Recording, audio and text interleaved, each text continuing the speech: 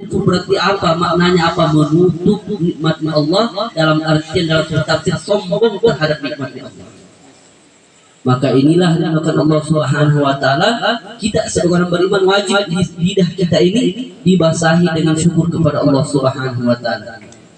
Karena tidak ada apa yang kita kerjakan dilakukan di bumi ini, apa yang kita kerjakan sehari-hari, yang kita pandang, yang kita pegang, yang kita hisap, yang kita buat kita bernapas, semua itu perkara itu kita lakukan semua sesuai dengan pertolongan dan inayah daripada Allah Subhanahu wa taala. Tangan kita ini tidak akan bisa berbuat apa-apa, tidak bisa macangkul, tidak bisa makbele, tidak bisa menjahit dan lain sebagainya kecuali dalam pertolongan Allah Subhanahu wa taala. Kaki kita tidak bisa melangkah menuju sawah, menuju laut, menuju kantor kita, menuju pasar untuk berdagang, tidak bisa kecuali dengan atas pertolongan Allah Subhanahu wa taala. Makanya hendaknya kita bersyukur kepada Allah, terus syukur kepada Allah Subhanahu wa taala. Dan orang yang bersyukur senantiasa bersyukur terhadap nikmat Allah Subhanahu wa taala, kata Allah tambah nikmat tersebut. Bersyukur kita dapat mobil satu, Allah bersyukur kita maka Allah tambah bisa jadi dua. Tidak ada yang tidak bisa bagi Allah Subhanahu wa taala. Yang kita makan hari ini kita syukuri, Allah tambah besok. Maka inilah orang yang beriman. Hadirin mulakan Allah Subhanahu wa taala. Ini hari keberapanya? Hari terakhir, hari ketiga. Hari ketiga almarhumah telah meninggalkan. Maka datang seorang sahabat kepada Nabi sallallahu alaihi wasallam. Ya Rasulullah, ummi mata. Wahai Rasulullah, wahai Nabi, ibuku telah meninggal. Bagaimana saya berbuat baik kepada ibu-ibunya Allah? Ya Rasulullah, sudah meninggal ibu saya. Maka kata Nabi sallallahu alaihi wasallam, bersedekahlah untuk ibu. Maka bersedekah untuk ibu, menghadiahkan pahala untuk ibu, untuk keluarga kita yang telah meninggal, maka itu satu ajaran ya Nabi sallallahu alaihi wasallam. Dan sebaik-baik sedekah adalah sakul ma', memberi air kepada orang yang kehausan. Makanya di dalam penjelasan hadis ini, kenapa kok pada hari itu Nabi sallallahu alaihi wasallam katakan sakul ma', sebagai sedekah itu memberikan air, ya karena pada hari itu memang yang dibutuhkan adalah air. Maka pada hari ini orang butuh makanan, maka kalau kita kasih makanan orang, niatnya bersedekah untuk keluarga kita meninggal, maka pahalanya seperti itu juga. Maka Allah Subhanahu wa taala, oleh sebab itu keluarga-keluarga kita yang telah meninggal, kita kirimkan mereka pahala, karena tidak ada yang dia kirim kecuali kiriman pahala, kiriman doa daripada kita. Karena Nabi sallallahu alaihi wasallam sabdakan, idza mata ibnu adam atau idza mata insan. Kalau ada hadisnya ada dua versi, baik ada itu ibnu Adam atau insan, tapi sama-sama makna. Inqata atau amal, terputus amalnya sudah terputus. Salah satunya apa amal yang tidak terputus? Semua telah terputus kecuali tiga. Salah satunya waladun sholihun, yaitu anak yang soleh yang senantiasa mendoakan dia. Maka perlunya kita didik anak-anak kita sebab untuk menjadi anak-anak yang paham agama, untuk menjadi anak-anak yang soleh-soleh, agar kita nanti meninggalkan dia, kita tempatkan bekal kita. Inilah bekal anak kita, inilah bekal kita nanti setelah kematian. Dan hadir melakukan Allah Subhanahu wa taala, kematian adalah suatu perkara yang pasti tidak bisa ditolak. Datang kepada kita, mau tidak mau, siap atau tidak siap. Idza jaa ajaluhum la yastakhiruna sa'atan wa la yastaqdimun. Kalau datang ajal, tidak ada yang bisa mengakhirkan ajalnya dan tidak ada yang bisa mendahulukan ajalnya. Oleh sebab itu dilakukan Allah Subhanahu wa taala sebelum kita mati, sebelum kita menghadap Allah Subhanahu wa taala, sebagaimana yang telah dibacakan oleh kita tadi. Ya ayyuhalladzina amanu taqullah. Wahai orang-orang yang beriman, bertakwa kepada Allah. Wal tanzuru nafsum ma qaddamat lighad. Dan hendaknya masing-masing jiwa mempersiapkan amalnya untuk hari esok. Hari esok dalam tafsir Ibnu Katsir dikatakan adalah hari kiamat. Dan hari kiamat itu ada dua. Ada kalanya kiamat kubro, kiamat besar, itu hancurnya dunia ini, dan ada kalanya kiamat kecil, yaitu matinya. Maka Allah Subhanahu wa taala ayat ini menegaskan untuk kita bersiap-siap, mempersiapkan amal untuk hari esok, untuk hari kematian kita. Untuk hari kematian kita dipersiapkan apa yang kita harus persiapkan. Dan Nabi sallallahu alaihi wasallam telah wanti kepada kita, Apa kata Nabi sallallahu alaihi wasallam? Orang yang cerdas, al-qayyis, man dana nafsahu wa amila lima ba'dahu. Orang yang cerdas adalah orang yang senantiasa mengintrospeksi dirinya, memuhasabah dirinya. Apa yang telah dia kerjakan, dia hisab. Apa ini cocok atau tidak dalam aturan agama. Wa amila lima ba'dal maut, dan dia senantiasa beramal untuk perkara setelah kematian. Wal ajiz, dan orang yang bodoh, orang yang tidak cerdas. Orang yang senantiasa mengikuti hawa nafsunya. Apa yang hawa nafsunya inginkan, itu yang dia kerjakan. Hawa nafsunya ingin melanggar aturan Allah, itu yang dia kerjakan. Dan watamanna Allah, dan dia senantiasa berangan-angan masuk surga tanpa mau beramal. Inilah orang yang bodoh. Hadirin mulakan Allah Subhanahu wa taala. Oleh sebab itu perhatikan betul. Kata ayat ini, wal tanzur nafsu. Hendaknya wal tanzur, takkit di situ. Tahu, hendaknya masing-masing jiwa mempersiapkan, melihat apa yang dia kerjakan untuk hari esok. Maka Allah Subhanahu wa taala dalam Al-Qur'an, dalam ayat yang lain ditegaskan bahwasanya orang-orang nanti tak kala dikumpul pada hari kiamat sudah masuk ke dalam neraka. Sebagian orang-orang di neraka itu teriak, wahum yastaghfiruna fiha. Mereka berteriak dalam neraka, meminta kepada Allah Subhanahu wa taala. Apa yang dia mintakan? Apa yang dimintakan?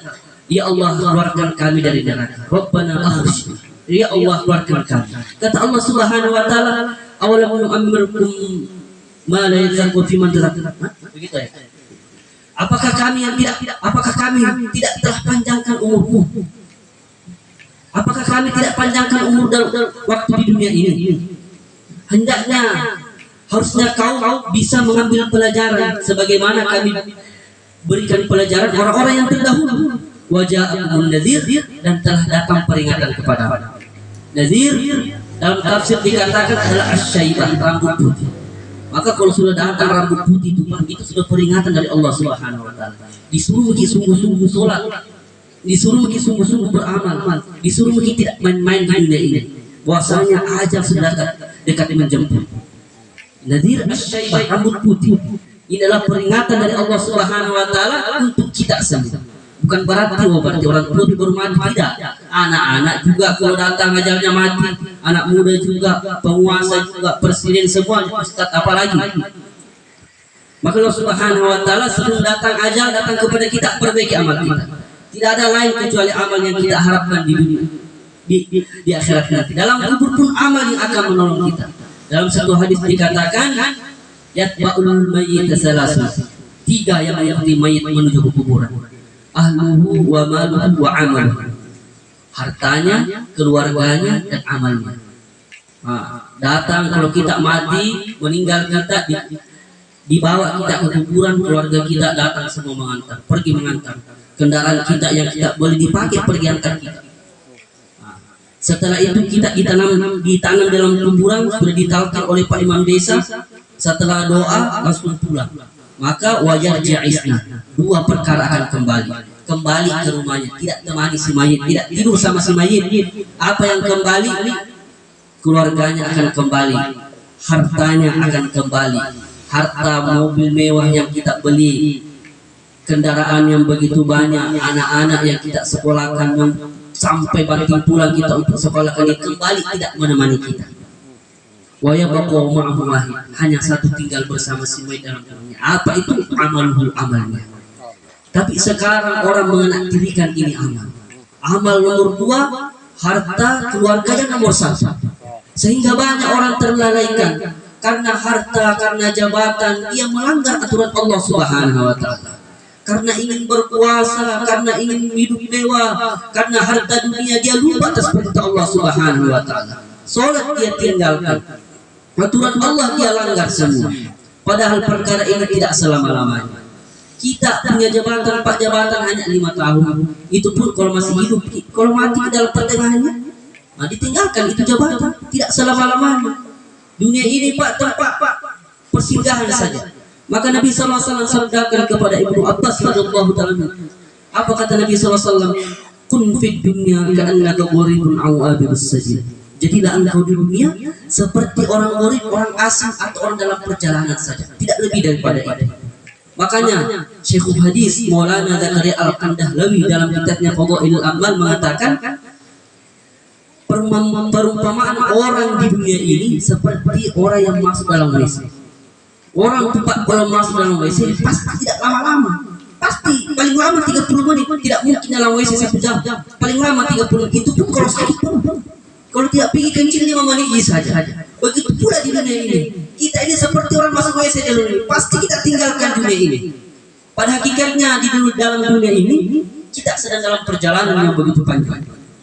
Sampai kapan? Sampai sebagian orang dimasukkan ke dalam surga, sebagian orang dimasukkan ke dalam neraka. Dan kita berharap orang-orang yang dimasukkan ke dalam surga termasuk daripada kita semua. Maka oleh sebab itu Allah Subhanahu wa taala yang perlu kita perbaiki adalah keimanan kita, amal-amal kita. Cukup daripada itu. Adapun harta dunia bukan berarti kita dilarang untuk bekerja, silakan bekerja. Itu perintah Allah Subhanahu wa taala. Fa idza qulti suatu fantashiru fil ardi wa tabtaghu min fadlillah. Kalau sudah selesai sholat, sudah beramal, silakan bertebar di permukaan bumi untuk mencari rezeki yang telah Allah siapkan untuk kita. Tapi dengan catatan jangan sampai karena benda-benda ini kita lupa dengan Tuhan kita. Makanya dalam satu syair dikatakan ad-dahru fi surfihi ajibun lakinna a'jabu min dzalika ghuflatun nas. Peredaran bumi, bintang, apa-apa yang tidak dilihat, apa-apa yang tidak lihat di permukaan bumi adalah suatu perkara yang ajib, satu perkara yang menakjubkan. Tapi ada yang perkara yang lebih menakjubkan daripada perkara itu. Apa itu? Ghuflatun nas, lalainya manusia dari Allah Subhanahu wa taala. Lalai dia daripada Allah Subhanahu wa taala, lupa apa tujuannya diceritakan di dunia ini, lupa dia atas janji Allah Subhanahu wa taala. Allah Subhanahu wa taala telah firman dalam Al-Qur'an, "Wa ma khalaqtul jinna wal insa illa liya'budun." Tidaklah kuciptakan jin dan manusia kecuali untuk beribadah kepada-Aku. Dalam surah Al-Ya'rifallah, untuk mengenal Allah Subhanahu wa taala. Tapi hakikatnya kita di dunia ini semuanya ini banyak daripada orang-orang lupa, lalai atas perintah Allah Subhanahu wa taala. Karena persen sedikit saja 100% lupa kepada Allah Subhanahu wa taala, meninggalkan salat padahal salat adalah tiangnya agama. Pak, Bu, semua amal-amal yang kita dikerjakan di dunia ini yang paling pertama nanti dihisab adalah salat kita. Inna awwala ma yuhasab bi'abdi yaumil qiyamati as-shalah. Yang paling pertama akan dihisab di hari kiamat adalah sholatnya seorang hamba. Maka perbaiki betul sholat kita. Dan sholat ini Pak tidak ada ampunnya, tidak ada istilah diwakili.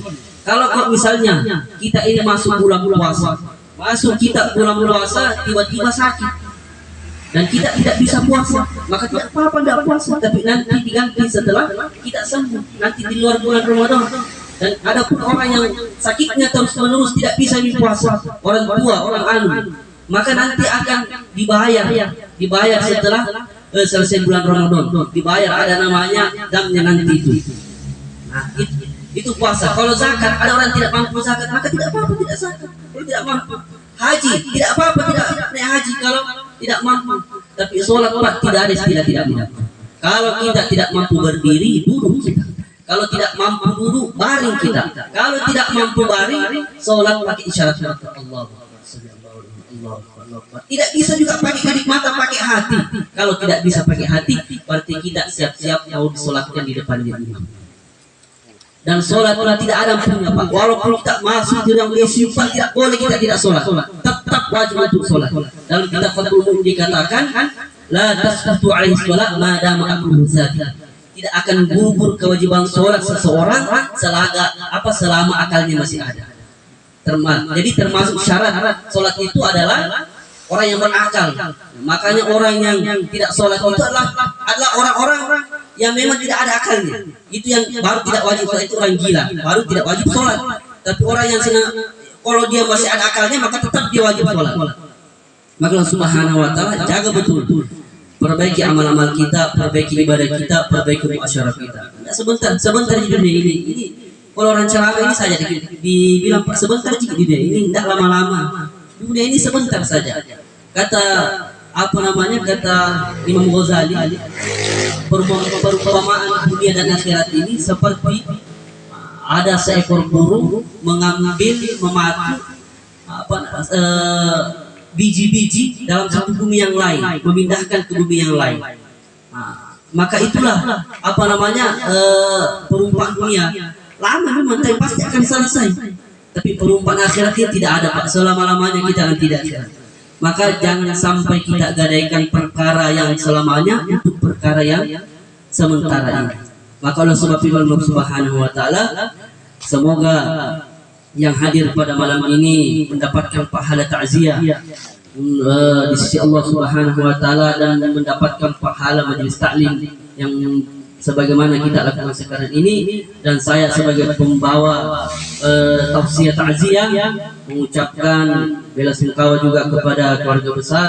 Semoga ujian ini kita diberikan kesabaran oleh Allah Subhanahu wa taala dan kita diberikan kekuatan Allah Subhanahu wa taala. Dan jangan lupa dan hendaknya kita senantiasa memberikan pahala hadiah untuk orang tua kita yang telah meninggal. Ada benarnya datangnya dari Allah Subhanahu wa taala, ada salahnya dari pribadi saya sendiri. Kurang lebihnya mohon dimaafkan. Saya akhirnya mengucapkan billahi taufiq hidayah. Wassalamualaikum warahmatullahi wabarakatuh. Subhanallah wa bihamdihi subhanallah wa bihamdika asyhadu an la ilaha illa anta astaghfiruka wa atubu ilaik. Allah. Nah, kita lanjut. A'udzu billahi minasyaitonir rajim. Bismillahirrahmanirrahim. Allahumma shalli ala